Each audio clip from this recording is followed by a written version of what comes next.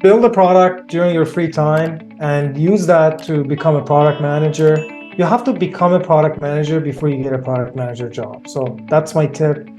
Do that, and I'm sure that's going to result in you either deciding, okay, PM is not for me, or this is something that I can't, stop thinking about, and I want to become a product manager.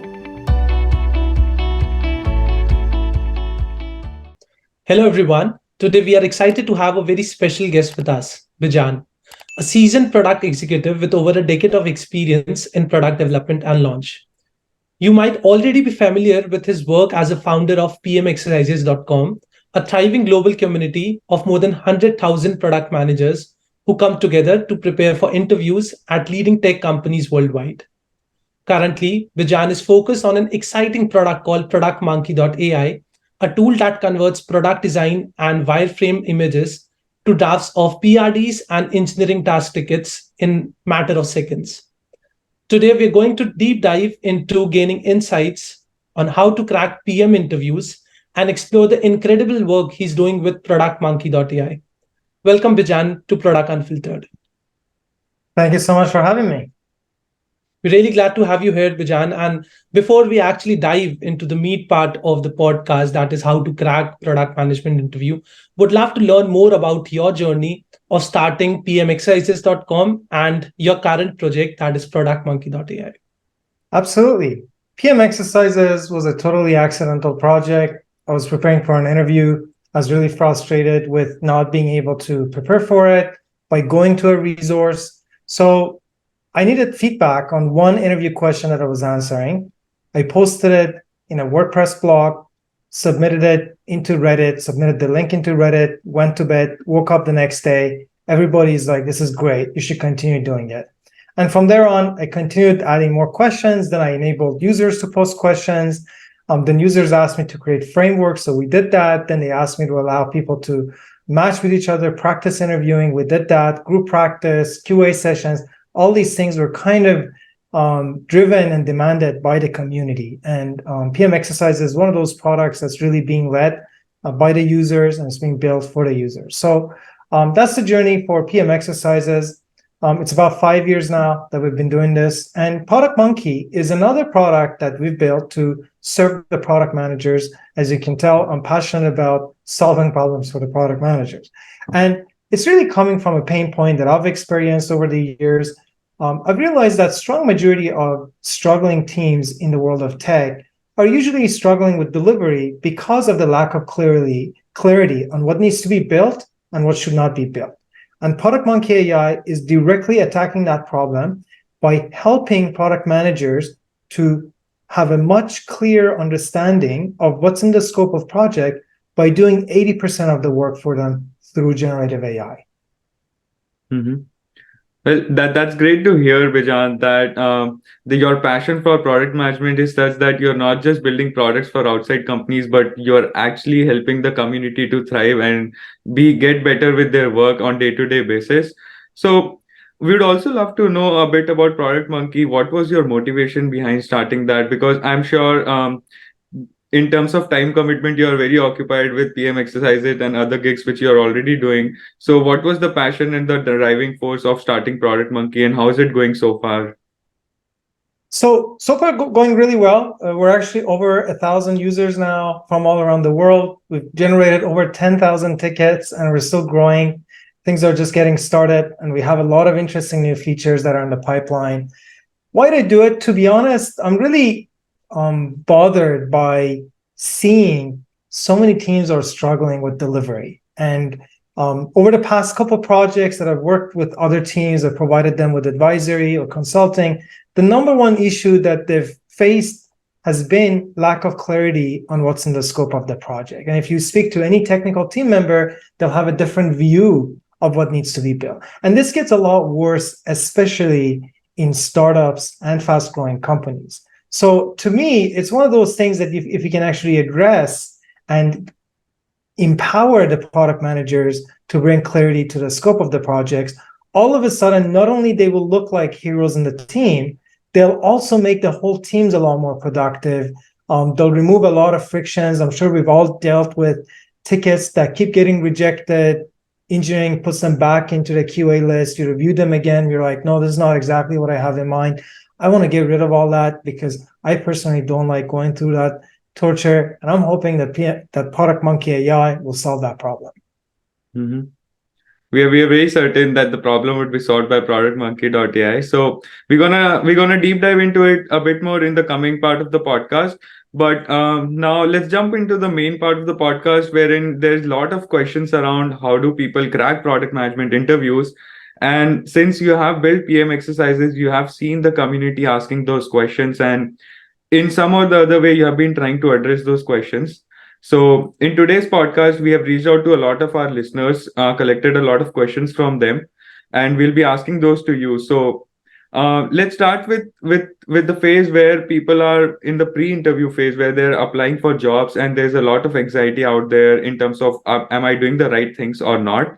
So, to start the discussion, I would love to understand your take on what are some of the ways applicants can stand out, because we hear a lot from people saying you should need to have your personal website or build your portfolio website. So what are some of the ways which you think helps candidates to stand out? I mean, I think if you put yourself in the shoes of the hiring manager, right, they're looking for two things. One, you do have some product management skill set. Two, you have some industry expertise for the particular industry that you're being hired. Even though a lot of people go to an interview and say, I would like to take this job because this is going to help my career, the reality is the hiring manager doesn't really care about that. That's something that we have to come to terms with. We have to accept that as a reality of life. They are there because they have a business to run, and they're looking to hire us as product managers because we're going to help them become more productive, deliver better products, be more successful, and all that. So we need to do two things. One, showcase our ability to be good product managers. Two, showcase our domain expertise for the particular field that we're applying for. In some cases, however, for example, in cases like Google and Facebook or Meta, they, especially before the recent economy downturn, they used to hire more generalist PMs, and they're doing that less now as well. But at the time when they were hiring generalist PMs, perhaps the second one was less important. You didn't have to necessarily showcase a strong expertise in a particular industry. You had to really showcase your ability to score high as a product manager. But nowadays, you're pretty much guaranteed to land your PM job if you show that you're a good PM and you have domain expertise. That's so insightful, Bijan. In fact, we completely resonate to the point of having a domain expertise for the company you're applying for. But another question here is, while applying, how deep or extensive research on the company and the market is required? And how do you think it helps interviewing? So is the question, why do we apply for a job, or do we need to apply? Is that right? So the question is, like, while applying, it's really important to understand the industry. It's really important to understand the company. So what is the right way of doing that kind of market research, and how important it is? So, I mean, you got to start out with yourself, right? You got to start out with what do I want to achieve, right? And I'll give you some examples. I would like to work in an industry where it pays me the highest amount of cash. Or I want to work in an emerging industry that's going to create a lot of great opportunities a few years down the road because I'm going to become an expert. Or I just want to work in this particular industry because I'm very passionate about it.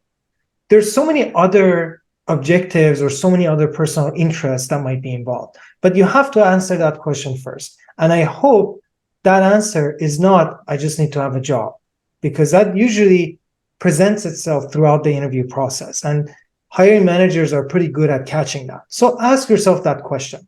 Once you know what you're interested in, then you need to look for companies that are especially related to that particular field that you find interesting. And this really is like the grind work that you have to do Google search. For example, I'll give you a real example. I was very interested in a particular field in technology a few years ago. So I used Google Alerts so that every time there's a new article on this particular topic, I get an email about it. And guess what? The first startup that got funded in that space, I sent their CEO an email. The CEO replied back, invited me for an interview, and I got a job in that company as a senior PM. This is like 5-7 years ago. So this really speaks to how you can be very, very focused and your approach will be very different. I would say you should do the same thing. Pick the industry you're interested in, start digging deep into that particular industry, become an expert, who all the players are, what's happening, stay on top of their news, and directly reach out to the decision makers. I don't think you need to really go through the application process all the time. If you reach out to the right decision maker, you'll be considered. And then the rest of it is for you to do well during the interview process. Mm-hmm. That's very true. That passion is something which drives the process, and having the right passion and the right skill set for the job, that would definitely help you to crack that.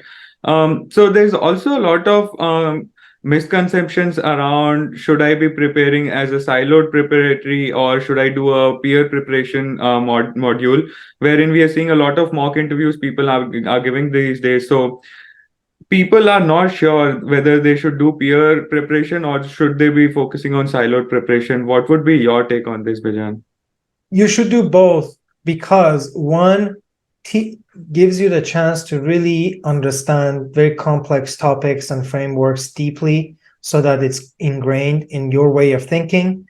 And the other one allows you to kind of practice that and make sure that you can articulate your views and your perspectives clearly. So without proper mock interview practice, chances are, even though you might be an expert, you might not be able to communicate it in a way that impresses the audience. So do both of them. If I was going to say how much time you spend on each of them, I would say initially you're probably spending 70-80% of your time on the silo side because you're really trying to understand the foundations. And as time goes by and you become more and more familiar with the frameworks and they kind of become second nature to you, you'll be spending more of your time doing practice mock interviews. But I can tell you that top candidates that end up landing jobs at companies like Meta and Google, they've done over 100 interview practices. So you're competing against the cream of the crop, especially when you're going against the best you're going after the best companies in the world. That's completely true, Bijan. Having a combined preparation strategy is the key to success. But as we talk about the mock interviews, how many ideally mock interviews should a candidate do before applying to companies like Google or Meta? And there is also a misconception like, should we do a mock interview every day before your interview, or should we do once a week? So what is your take on it? It really depends on where you are as a product manager. And the best person to judge is yourself, then the people that you're interviewing with. You have to practice until you get to a point where you feel impressed with your answer and the person who you're interviewing with feels impressed with your answer. So in some cases, it would mean you got to do once a day, especially if you're towards the beginning of your career. But after being a PM for a while, interviewing a lot of people, being very familiar with like sites like PMExercises, then every time you're doing another round of interviews for the next job, you still got the skill set, and maybe they're a little bit rusty and you just have to kind of practice it to remember them and refresh them. Maybe you get away with like 10 or 20. But I would say it really depends case by case. If you're towards the beginning of your career, do it enough that you feel like when you hear the question, you can kind of quickly think about the whole process and come up with a good answer, and both the interviewer and yourself are impressed with it. Mm-hmm. Bijan, but there's also a gray line where people are trying to struggle to find the right balance of preparation, which they do. And sometimes it happens that they fall into the category of underprepared, and sometimes they burn themselves out with over preparation. So what would be your tips, and how would you suggest what's the right balance of preparation which is required to crack an interview? So the first thing I would say, if you feel like you're not prepared, don't take the interview. Resist the temptation of, I'm just going to go and see what's going to happen. Mm-hmm. There's no point in doing that unless it's a company that you've strategically picked because you're using them as a guinea pig to practice and you want to see how you're going to do, whether or not you're going to land an interview, and then you're going to say, okay, great, I feel like I'm starting to do better. But if you're serious about a company, do not go and take the interview. Now, do I feel like, when do I feel like I'm ready? I think it really depends. Also, again, goes back to how much practice you've had. So my suggestion is practice, practice, practice until you get to a point where you feel like you're ready to ace the interview. Did I answer your question? Yeah, that answers. Also, we would love to know what are some of the crazy requests which you get in PMExercises.com. Hey, Bijan, you should have this feature in the platform or have that feature. Because people gets creative when they're in this zone. They want a lot of things to be built. So we just want to pick your brain and understand what type of request do you get from your community. Very interesting question. So sometimes I do get questions around people wanting to get maybe feedback on their answers sooner than later. It's a pretty tricky problem to solve, but we're working on solving it. The key is quality is more important than quantity. So the cheapest way of delivering that is, oh, I'm just going to run your answer through an AI and it's just going to type a feedback for you. But that's not what we're all about. We're about providing you with meaningful replies. So that's one of those tricky ones that's very important. Another one is maybe people assume that with just like a few days before the interview with no experience, they can just like quickly come into the platform and the platform can like somehow inject all the knowledge in product manager interviews into them very quickly. Reality is it just doesn't work that way. PM interviews take time. And the reason they take time is because they are meant to reflect your ability as a product manager to execute. So don't expect to become an expert in product management within a few days and as a result do well in your interview. Yes, the preparation process takes time. So we don't have something that makes you a PM in like 30 minutes or anything like that. We're honest with you. We say, look, if you have a very short amount of time and you feel like you're not prepared, it's too early for you to take the interview. Unless you think you can allocate the next 10 days, 8 hours, 10 hours a day to really focus on it, then you have a likelihood of succeeding. Mm-hmm. That's true. And Bijan, another question which we really hear from aspiring PMs who really want to transition into product management is, say, a individual who worked in the software industry for 5 years want to transition into product management. Now, when that individual is looking for roles as a PM, what kind of seniority roles should he or she apply to? Should it be a ground zero role that is APM, or should that guy appear for roles which match his or her experience, that is 5+ year experience in the industry?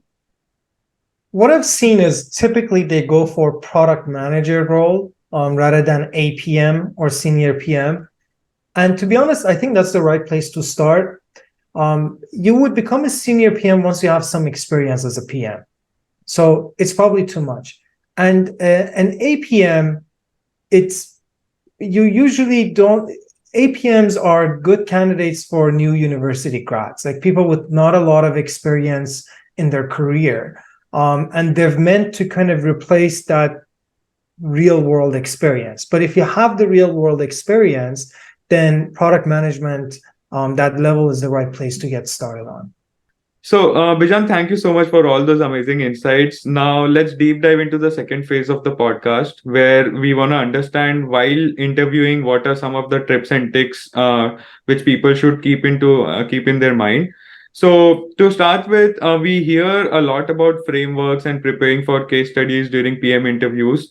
Firstly, what's your take on following frameworks? What's the right approach while answering questions during interviews?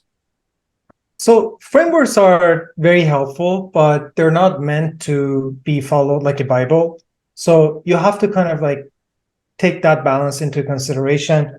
Use them to get yourself familiar with how you should think as a product manager, but be flexible about the approach you're going to take, because sometimes the interview question actually gives you a piece of information and insight that makes it unnecessary for you to go through a particular step in the framework that you're following. So that's my way of thinking about it. I think frameworks are very good, especially if you're starting out. But after a while, once you become a PM, an experienced PM, those frameworks are kind of like grained into you. And that's why interview prep, interview frames are actually very helpful because those are the kinds of things that you actually also be doing on a day-to-day basis at your job. So it's worth getting yourself familiar with them, but don't worry so much about like memorizing them line by line in your head. That's so true. And Bijan, while we are talking about frameworks and how to prepare for an interview, how does the interviewing experience vary from the scale of a company? How is it to interview for a startup versus a large scale company like Google and Meta? And accordingly, how should the interview preparation strategy be prepared? Good question. For smaller companies, you have to make sure that you understand their industry, their competitors, themselves, their product really, really well. Hopefully, you can end that interview by sharing an insight that they didn't know so that they feel like, oh, I got some value out of this meeting with this individual. For larger organizations, that's less important. What they care about is whether or not you got the PM chops, because they think that once you come in, they'll figure out a way to pass some of that industry expertise to you so that you can be productive. That's the key thing to take into consideration at a very high level. Also, Bijan, this is a general notion which people want to clarify out there that while interviewing, should they try to cover all the keywords which are highlighted in the roles and responsibilities of the openings during the interview, or should they be more candid and explore their answers and express themselves better? I mean, I think you have to answer the interviewer's questions with what seems genuine, but hopefully you've paid attention to what's important to them by reading the job description so that you can talk about, you can highlight the things that would resonate with them. For example, if the interviewer wants to see that you are somebody who has a lot of expertise in launching new products, ideally, when you're describing yourself, you can talk about your past experience in launching new products. Maybe they're less interested in knowing about how you manage an existing product. So this is an example of like, you don't have to necessarily use the terminology launch many times, but you can talk about your experience as a PM in launching new products. And that actually makes them realize that you do have the expertise that's necessary for this role. So focus more on the things that you can talk about that showcases how you're very relevant for that job responsibility and job description. That's so true. So at this point, Bijan, do you think people should answer questions with more of their experience, or should it come out of more of the concepts which are there in product management domain? Because it's always a fight between should I share what I've done in the past, or is the person looking for whether I know about product management or not? So what's the right balance? And if you can share some examples on how people can do better. I'm personally more excited about a candidate that talks about product management and what should be done in the future rather than talking about their past experiences. If you emphasize on the past experience so much, it might actually make me concerned that you're just like pitching your past experiences because you're not confident about your own way of thinking about product management at this moment in time. So hopefully your past experience is presented through your resume. Maybe you briefly talk about it to just make sure that you do get the respect and the respect for your credibility. But other than that, I think it's really more about how you think as a product manager in the context of the interview that you're spending time on. That's good. And Bijan, post-COVID, we have seen this interesting trend of having virtual interviews. So, in fact, me and Rahul have personally experienced this even after COVID in 2023. Most interviews we do are in a virtual mode. So, are there any specific strategies which you would like to share with the listeners to ace virtual interviews? Any tools or any specific tips around that? I mean, I think I'm not even sure. I wouldn't count this as like cheating, to be honest, but I think it's good to have some of those frameworks available to you.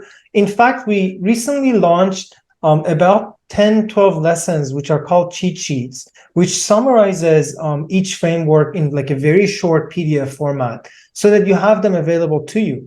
And I think there's nothing wrong with referring back to them if you're in front of a computer. If you're doing your job and you might not have a particular solution right away. You might use Google or do some research to remember how to approach a problem. That's one thing that I think using virtual interviews is going to give you as an opportunity.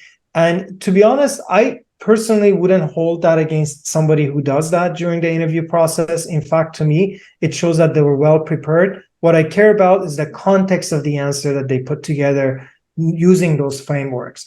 That's why I think frameworks are not that novel per se. It's more about how you add your layer on top of them. So that's one thing to keep in mind. And the other thing is, I think it's a lot easier to manage stress during the interviews because everything is virtual. You don't have that kind of one-on-one, private conversation that might make you uncomfortable. So overall, I think it's actually to the advantage of product managers. That's so true. And a quick follow-up question, Bijan, like with virtual interviews, we also get this advantage of using online tools like Google Word or Miro boards. So how effective are these tools during the interview process? And would you recommend aspiring product managers who want to prepare for these interviews to get an expertise of using these tools while doing product interview questions? Yeah, I think especially something like Google Docs is pretty important. If I'm interviewing somebody and I'm asking them to do an interview question, I would certainly ask them to maybe use Google Doc to jot down their notes because it gives me an idea of how they think, how organized they are, right? So you want to make sure that you're ready for that and you don't get caught by surprise if they ask you to start taking notes and jot down your ideas during the interview process. But Bijan, on the contrary side, now people who have been giving virtual interviews, now that the in-person interviewing process is again taking pace, what would you recommend them to do better now since they are going from virtual to in-person and they are in the habit of taking notes, keeping sticky notes in their walls while giving the interviews and all those stuff? So how do they maintain their calm at the same time have all the resources in in-person mode too? I mean, best way is to practice, honestly. Try to see if you can find a person. If you can't find another PM, practice it with your spouse or your friend or family member, but go through that practice. Make sure that you do feel comfortable with like answering a question in front of somebody else. I think that's the best way. And I totally feel the anxiety. I can imagine after 2-3 years of kind of being isolated, all of a sudden being asked to come to the office to do an interview with 3-4 people sitting in front of you, it could feel very exhausting. So the best way to do it is to practice, and practice mock interviews will address some of that problem. In-person practice mock interviews.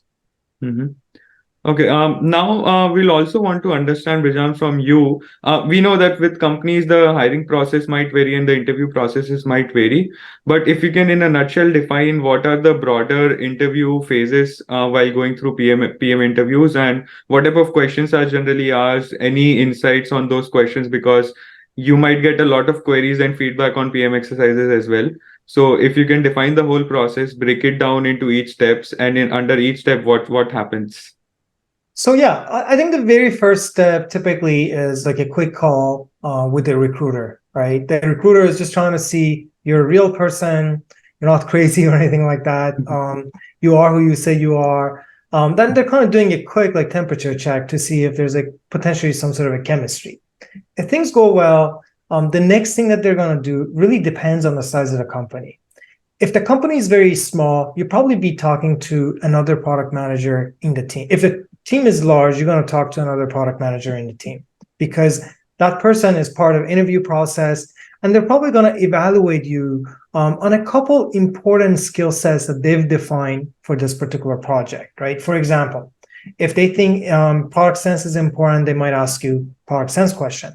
If they think that for your role, industry expertise is important, they might ask you questions about industry expertise. They want to see what your past experience was like. They might ask you a couple questions about your previous behavioral situations that you were in, like how did you handle them? Because that's important to them. And if it's a smaller company, you might be asked to interview with a key decision maker. For example, it might be the hiring manager. It might even be, if it's very small, it might be the CEO of the company, because the CEO doesn't want the team to spend their time interviewing you. if they think that you're not the right fit. So it goes back to the size of the company. If that goes well, in some companies, you'll have a couple more like kind of small interviews, like you talk to one or two people, and they're 30-minute interviews. And they're meant to kind of evaluate your skill set in different areas, whether it's execution, your past experience, your PM skills.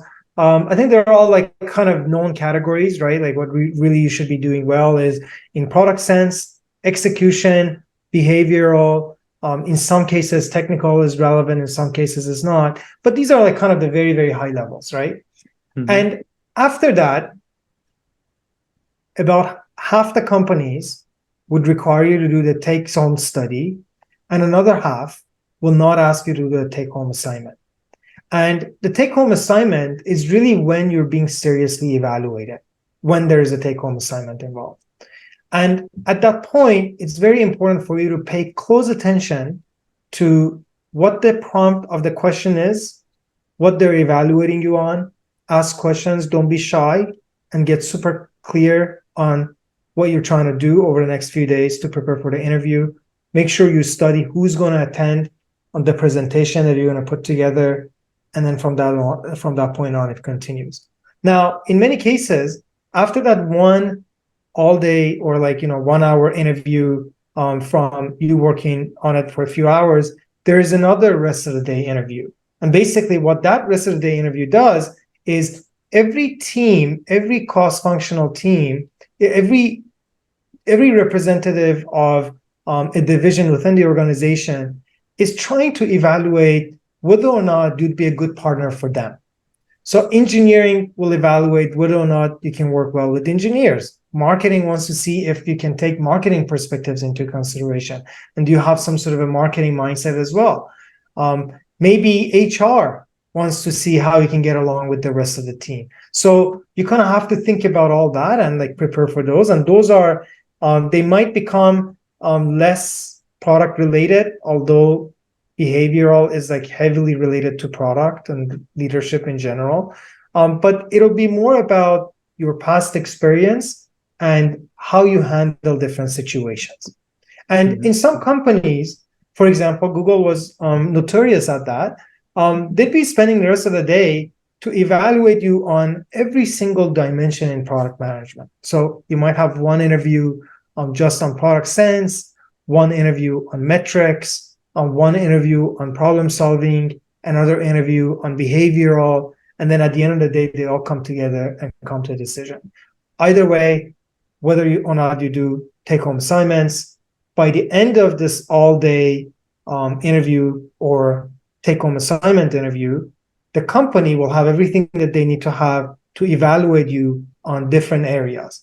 They'll evaluate you and they'll let you know the result. From that point on, the next thing that they do is typically they try to kind of get a sense of what sort of role you fit in exactly, what should be your responsibilities. In some cases, it's already clear.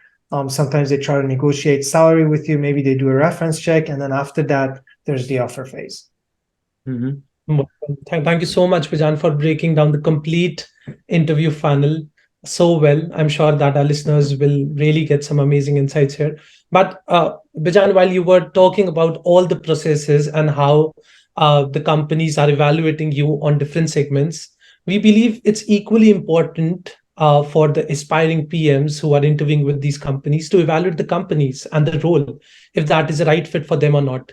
So what is your take on it? What are some strategies? What are some questions which an interviewee must ask during the interview to ensure that this is the right role and the right fit for them in the company? So I think this is a really good question you asked, because in many cases, there's a mismatch between the employee and the employer. And it just happens that the employer is at a more comfortable position of calling this out than the employee, than the candidate. And the candidate feels like they were rejected. But no, it's not that they're rejected. It's just that there was no fit. So a couple of questions that usually help out is, for example, one of the things that I ask if I'm being interviewed for a role is, what is the biggest problem that you guys are dealing with right now? Or what should be the highest priority for somebody who comes into this role? Or what do you think are the biggest challenges? And the reason I'm asking these questions is because I want to see how they think my role is defined in reality into that company. Like, for example, if they tell you the biggest problem for a PM who comes into this company is they have to figure out what our vision is because nobody knows what the vision is. Okay, that's a very important piece of information to have. Maybe it's a red flag, and maybe you don't want to be part of a company that doesn't have a clear vision. So I think that's why you want to ask these kinds of questions. I try to ask questions that are more related to their product development process because I feel like the team culture will kind of become obvious throughout the interview process. The product and the technology that they're building, those things are probably more obvious. But if you just like look at what they're doing and asking them probably some like very basic questions or like them describing where they are with their company, but you want to go one level deeper and try to understand how they function as a team, and that's where you sometimes get very valuable insight. So thank you so much, Bijan, for sharing all those sharing your insights on all those answers and questions which people had. I'm sure that people will learn a lot during interview process what they need to do and how will they manage their journey, because it's more a personal journey rather than a generalized experience for everyone out there.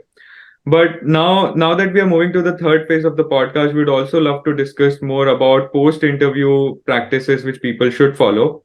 So to open the discussion, we would love to know what are some of the best practices people should follow once they're done with their interview process. Absolutely. So, I mean, I think the first one that for some reason people say it's not very important, which I really disagree with, is for you to just send a note and thank people that attended the interview. I think that's a really good way for you to show that you're actually very interested and you enjoyed the conversation with them. It's really amazing to me that people don't do that, and I think to me that's just like a big issue.